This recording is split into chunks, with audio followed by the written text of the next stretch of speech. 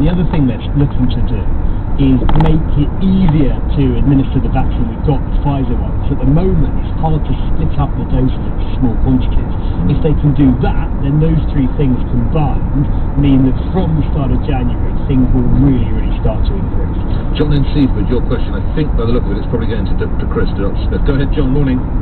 Yes, good morning. Season's greetings to you all. This is a question regarding the vaccine. I had my spleen removed in my 30s, when I was in my 30s, and obviously I've been shielding because I received the letter. Now, what I wanted to know with regard to the various vaccines that may or may not be available next year, is there any further risk to me as I have a compromised immune system?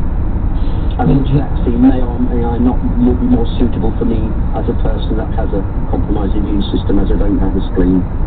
I gather, John, that all of the vaccines that are currently approaching the finishing line and the ones that are over the finishing line are absolutely fine for people in your position. If you haven't got a spleen, you can't have the same agile immune response as a person who does have a spleen, but it does mean you still have a working immune system nevertheless and will make an immune response given the chance to do so.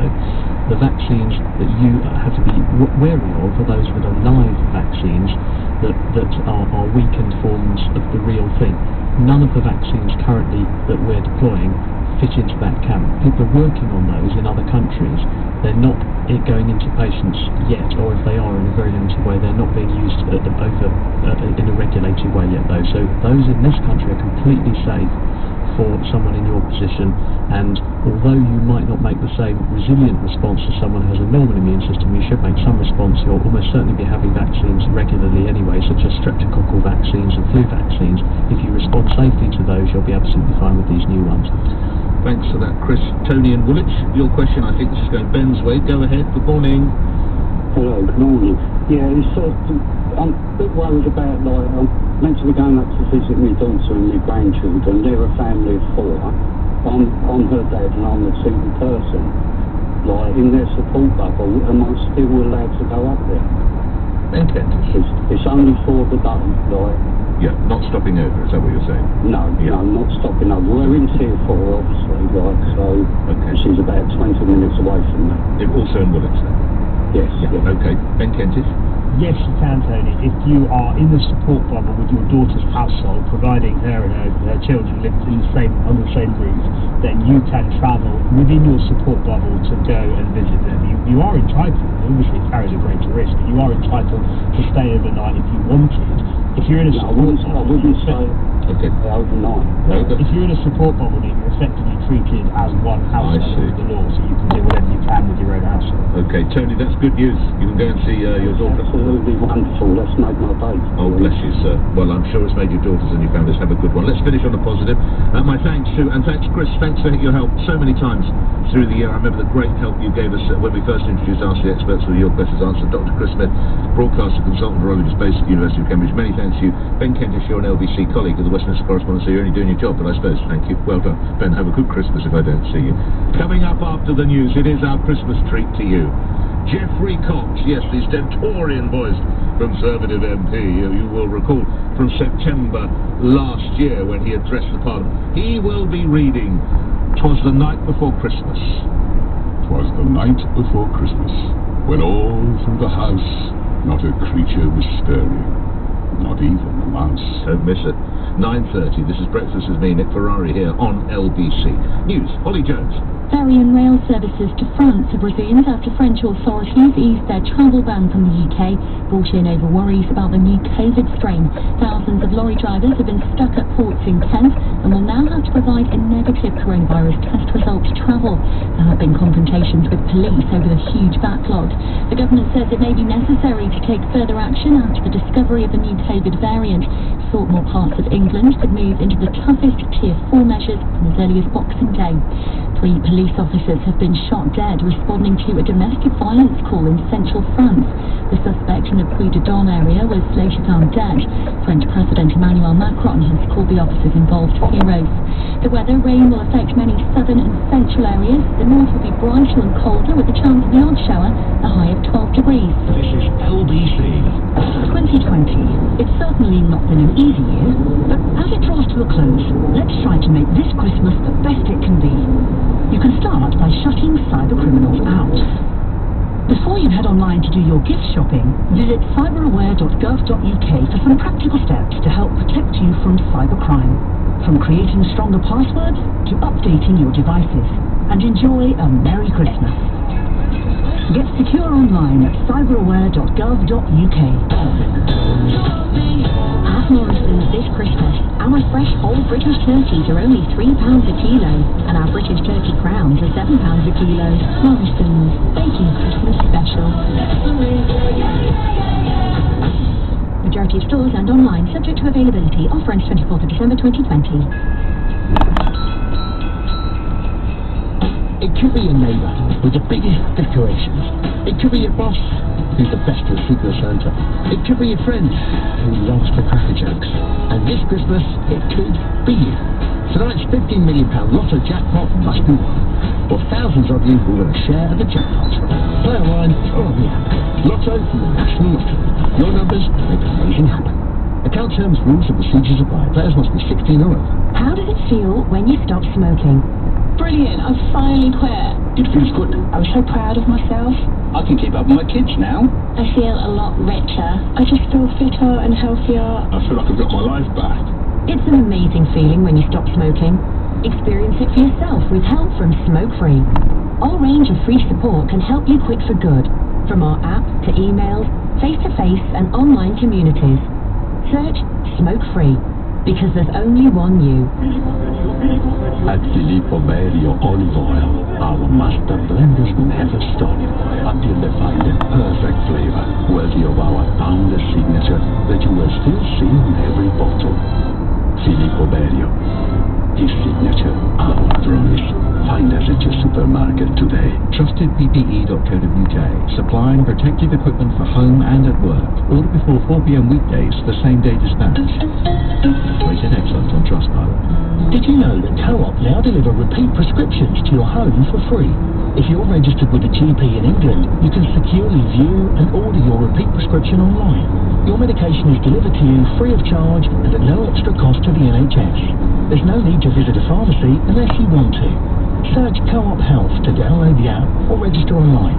Co-op, it's what we do. Co-op Health is a provider of NHS services. Full terms and conditions available at coop.co.uk/health. COVID-19 remains highly contagious, and even people without symptoms can spread it. So we need to keep using hand sanitizer in shops. Keep wearing our face coverings on the bus. Keep making space at school gates. And now we're indoors more, we should let fresh air in to help blow COVID-19 particles away. Let's keep doing all we can to protect each other and help stop the spread. Remember, hands, face, space, and let fresh air in. For Rory at Breakfast on LBC. Call 0345 6060 973. This remarkable story about the government getting tough on cats and tough on chipping of cats, £500 fine if you don't get your cat chipped. More on that in a moment. Let's conclude our look at the year, though, through various eyes. Sir Tim Bryce up just at the theatre earlier. We've looked at the aspects as regards health, housing. It's just the general news and political scene now. Bring into the conversation Mick Booker, who's editor of the Sunday Express, deputy editor of the Daily Express, and joins me now. And I'm reminded, Mick, when the year began, we had the bombshell, the royal bombshell about Harry and Meghan. That would probably make a single column on page 17 now, wouldn't it, given the year we've had? Morning, Mick. Good morning, it's Mick the Merciless to you. The last year, we did think that, when that was happening about this time last year, it was the most exciting thing ever. We had about 2 weeks of that, and then all of a sudden the virus started and just has dominated ever since. Do you think that the media generally, I include radio, television, did we get on to just how big it was going to be quick enough, Mick? I think I was looking back at our editions, and I think 2 weeks into January we started doing page leads on it in the paper. A bit further back, it wasn't quite near the front, and as you say, it was the royal story that was dominating at the time. We didn't realise, and I think the government, as we've seen, have been slow to realise all year, and I think we ourselves were slow to realise. But it was something that we'd not seen in our lifetime. So we're only human after all. What have you learned about the news business through this extraordinary year, the like of which I've never done in my career, and I doubt you have either, Mick? Well, it's been relentless this year, absolutely relentless. What I've learned is that I can work, I can find more hours to work in every single day. It seems as well. But what I've learned is that people are great. People have come together. I think I've learned from this country. I think we could have fallen apart quite easily with everything that's happened. I think I've learned that this country is an amazingly strong country. Look across the world as well. We could have had all sorts of public breakdowns, but again, human beings are fantastic when you look at what's happened. We've had such horrific death tolls everywhere, and yet there's not been huge riots on the streets.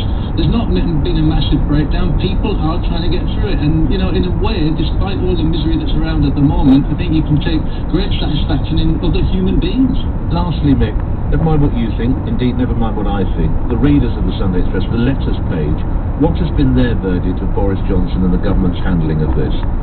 Look, overall, they've been behind it, because I think, and I read Daniel Finkelstein in the Times today, it's not normal politics at the moment, and hasn't been all year, and I think most people, yes, there's those with a political persuasion who'll never like Boris Johnson, but most people with common sense think that they've done the best they can in the circumstances.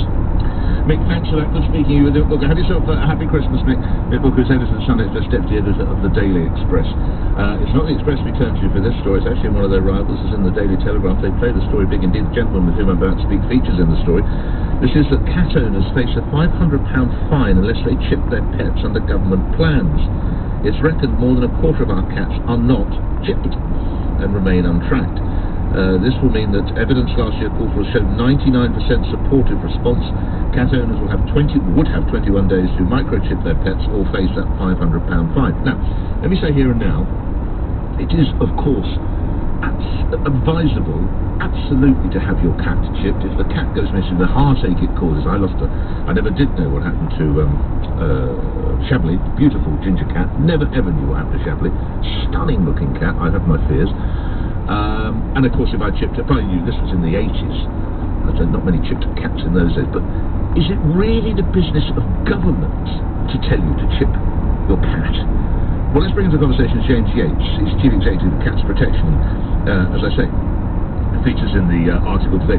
You're obviously in support, and I understand that, Mr. Yates. But do you think it's government's business? Good morning. Good morning. And agreeing with your point of the benefits of microchipping of cats, we've campaigned for years and helping owners and encouraging as well on that. So we do welcome this announcement, absolutely, because of those 2.6 million pet cats who aren't chipped and should be. Wow. Yeah, okay. And you're absolutely right as well. Part of that is about for the benefits for owner, of that worry and the heartache of that loss.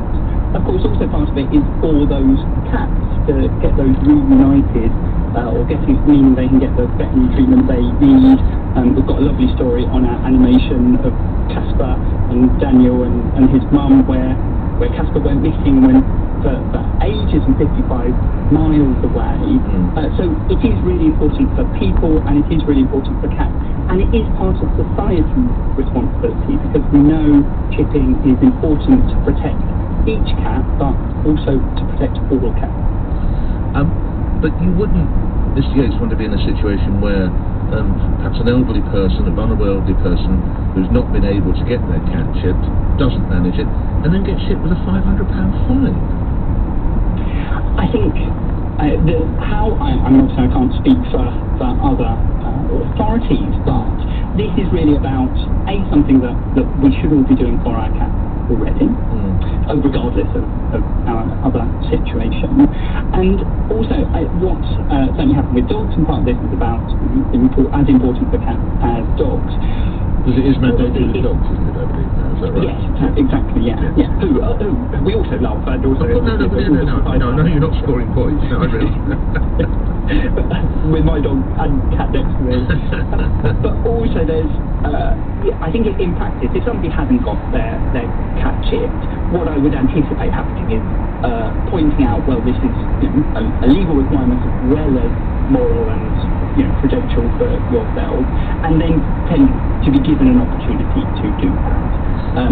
So I would be very surprised if there's sort of they're strong in that sense. What this is about is getting those CAT microchips. That's the important bit, rather than how it's done. Just lastly on the subject of how it's done, it's been a while. My last step to Simba, I'm afraid I lost her a number of years ago, but she did make 17, which is a grand old age. How much is it to chip a cat? Broadly speaking this year, what are we looking at? And so, yeah, sorry to hear that. Normally about £20 or so by the vets. We have some schemes where we help, especially combined with neutering, and through our branches and the volunteers there can help. We do various schemes across the country, but we're not talking a massive amount in any case. Okay, good luck to you and all your colleagues at Cats Protection. Thank you. James Yates is its Chief Executive. Let's pick up on that. Again, I want to make this absolutely plain, so I don't necessarily want to deluge with furious cat owners. Suggest they shouldn't be chipped. Of course a cat should be chipped, because if you find him, her, or it, should it go missing. But I just wonder whether it's a business of government. Michael Hastings, what do you say? Good morning. Yeah, good morning. Well, what I found when I lost my cat, when I asked people whether they had checked a chip, they don't know what to do once they've got the cat. So you take it to the vet, well, you take it to the vet and you get them to read the chip, but most people don't understand that. Oh, right. And, so what happens is that some little old lady is feeding a cat because she's being kind to her. Yeah. It's naturally going to her house instead of yours, and she doesn't know that she's supposed to check the chip. Yeah. So at the end of the day, she's got a chipped cat. That's fair enough. But unless you can identify where the cat actually belongs, there's not much use. And I'm sorry, you never got your cat back. Is that right? No, I never got my cat back. Oh, sorry. And we even hired the Molly sniffer dog to try and find her, our cat. His name's Harry. Yeah. And the thing was that there were people saying, "Oh, well, I've been feeding a cat for a little while," and met the description. And but they didn't take the last step. And so I went home and I wrote down the address to all the cat and dog aid people, and I said, why don't you put something on your adverts, at the end of the advert, that say check the chip? Yes, yeah. Because people are not being encouraged to check the chip, then it's no use for the chip to be there. I'm very sorry about that, and you're right. It does need to be accompanied, and possibly dog owners as well. I don't know. Sorry, people who find dogs as well. They need to. I mean, I did know. I suppose I didn't have, because I'm in the news business. I guess when I read newspapers an extraordinary amount, I know what you're meant to do. But you're right. It needs an education program to help people as well. Michael, thank you for that. We'll feature some of your views as well. The story that really did seem to gain a lot of your attention, well, two actually, was Ming the Merciless being Ming the Offensive from Flash Gordon, and Fury over motorways, so-called smart motorways, as Highways England could be, find themselves referred to the Crown Prosecution Service. We'll try and feature some of your reactions to that, but I'm looking forward to something particular after the news here as I enter my last stretch for the year with you all here on LBC, which is Geoffrey Cox, QC, formerly Attorney General, Conservative MP, reading, well, it's from a visit from St Nicholas by Clement Clark Moore, but you and I both know it was the night before Christmas. More rapid than eagles his coursers they came, and he whistled and shouted and called them by name. Now Dasher, now Dancer, now Prancer and Vixen, on Comet, on Cupid, on Donner and Blitzen, to the top of the porch, to the top of the wall. Now dash away, dash away, dash away all.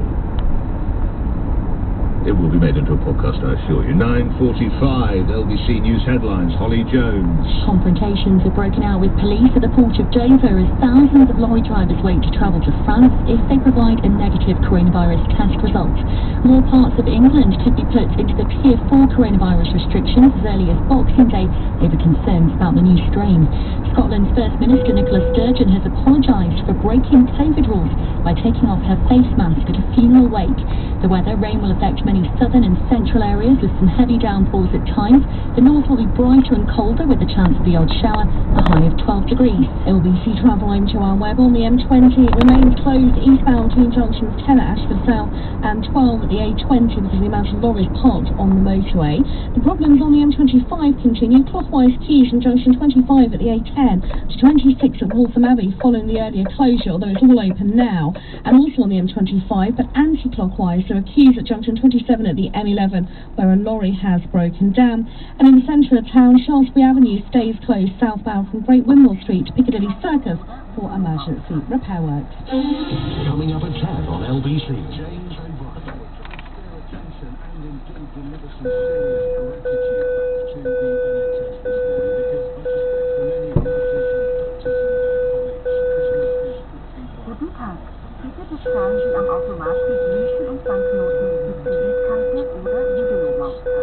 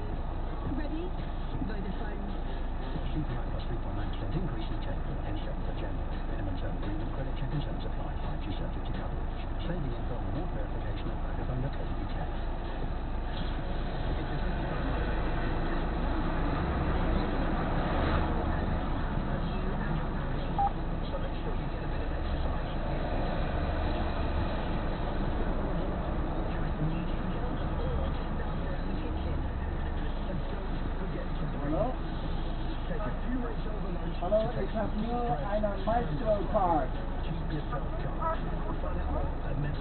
Was? Ich hab kein Geld, ich hab nur eine Maestro-Card. And really good at blocking drains. Wet work. Brilliant for cleaning up all sorts of dirt and messes. Die grüne Knopf. And brilliant for making a complete mess of our sewage system. If it's anything other than toilet paper, bin it. Don't block it. And keep life flowing. Ich versuch noch einmal. From Thames Water. You may be in contact with more people over the holidays, so it's critical to watch out for COVID-19 symptoms. Nein, es kann kein großes... COVID-19, a high temperature, or a sudden loss or change in your sense of smell or taste. Was sagst du? If you have any of these, even if you are feeling okay, you must isolate at home to stop the spread, and you must book a test immediately. Sorry. Book a test as normal throughout the festive season. Use the NHS COVID-19 app or go to gov.uk/coronavirus. Stay alert, control the virus, save lives. This is LBC with Nick Ferrari at Westford. On the subject of those terrible smart motorways, my name is Nigel, says one of the emailers. I'm ex-highways agency traffic officer for 7 years. When smart motorways were proposed, I vented my concerns and said it's not a good idea. It would help the flow of traffic and economy in the country. I was laughing. As far as I'm concerned, get more professionals, as in the police, out on the motorways. They should not have happened. On the subject of Ming the Merciless, Scott in Dorset, Ming the Merciless was an alien. I can only assume the lack of alien performers with inequity meant Baxter and Sidhow got the part instead. When will all this nonsense end? Jay and Hansel, how many Japanese opera singers have played Coco-san and in Butterfly? Hardly any.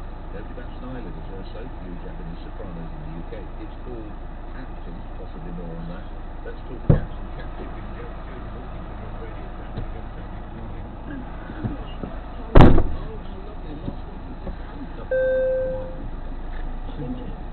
Aha! Ich hab nur diese. Nein.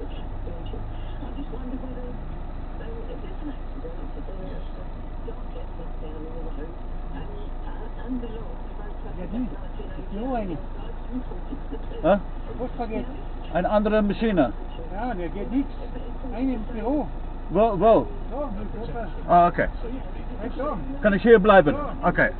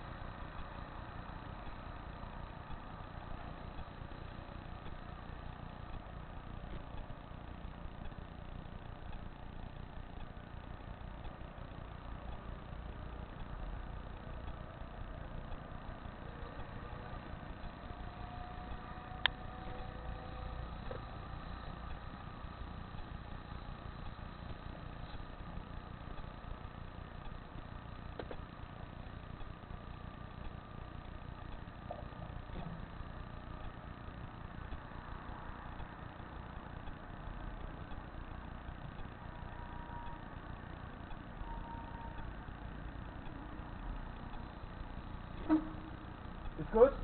Ja, muss warten. Ja, danke schön.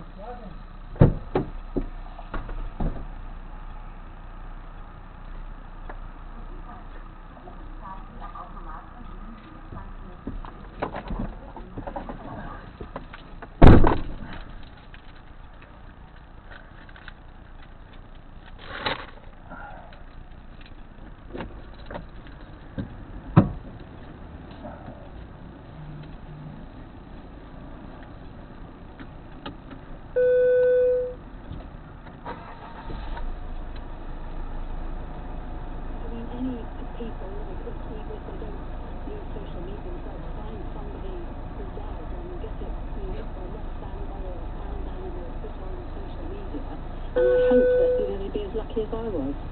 What a lovely one to end on for now. Shirley, thank you. Look after yourself. I want to stop there because I'm determined to give you this Christmas treat. This will be my last show prior to the Christmas holiday. Actually, my last show, of course.